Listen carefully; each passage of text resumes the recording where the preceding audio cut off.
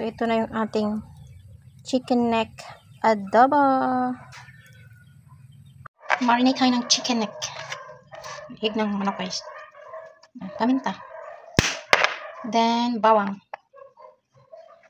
Kasi adobuhin ko to. Marinate ko muna siya mga 2 hours. Then, tsaka tuyo. Yun lang. Kamayin ko lang.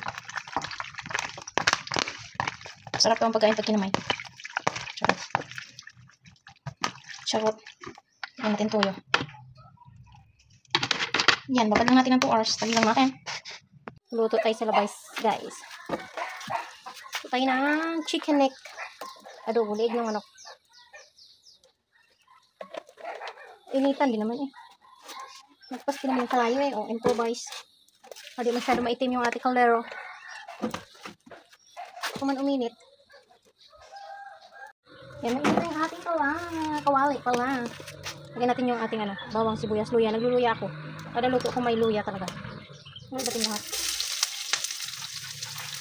Sinabawan, may luya, nilaba, may luya. Agay! Sakit! Yan yung ating luto guys. Adobo. So, gusto lang natin.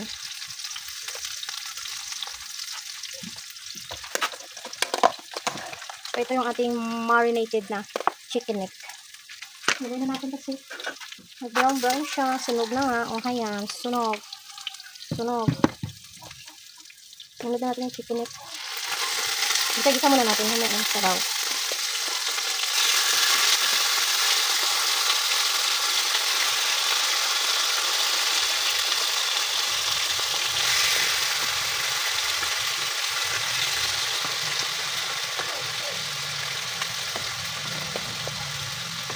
Kunti na natin ang sabag sauce. Pahalo lang natin.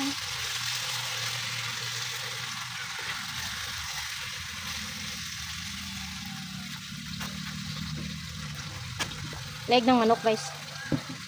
Sa labas guys. So yan. Medyo nagkulo-kulo na yung ating ating chicken. Yung ating chicken. Magaling natin yung sauce natin kanina natira. May tuyo to yung bawang. Hamil siya. Hindi na natin kalimutan yung yung pabango natin. Dahon ng laurel. And then, lagyan na lang natin ng pampasarap. Lakas ng pampasarap nila. May ako maglalagay ng suka pag malapit na maluto. Then, takpan lang natin hanggang sa maluto na yun. Mabawas-bawasan niya kayong sabaw. Sabaw. Naisipan ko dito sa labas naman magluto guys. Diba? Meron tayong view ng kapitbahay. Diba? Ganda ng view.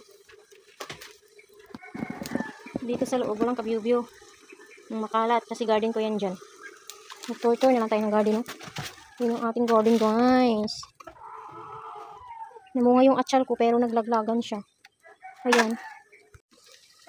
So, ayan. Medyo nag-dry na yung ating adobong leeg ng manok. Lagyan natin ng suka na. Kunting suka lang. Diyan takpan. Ilang kulo lang.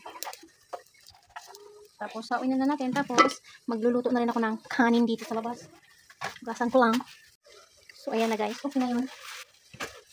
Bango. Yan, nilagyan ko yan siya ng suka na.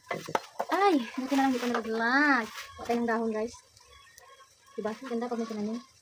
Yung mga natumba lang kunin natin. Then hugasan na natin dito. Malinis ang paghugasan. Kuha ko lang.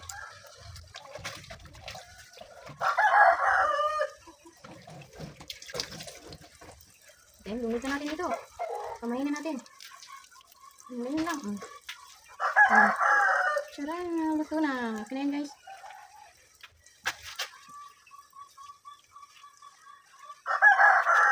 Diba nakita nyo yung ating adobo? Yan na siya. Ating adobo.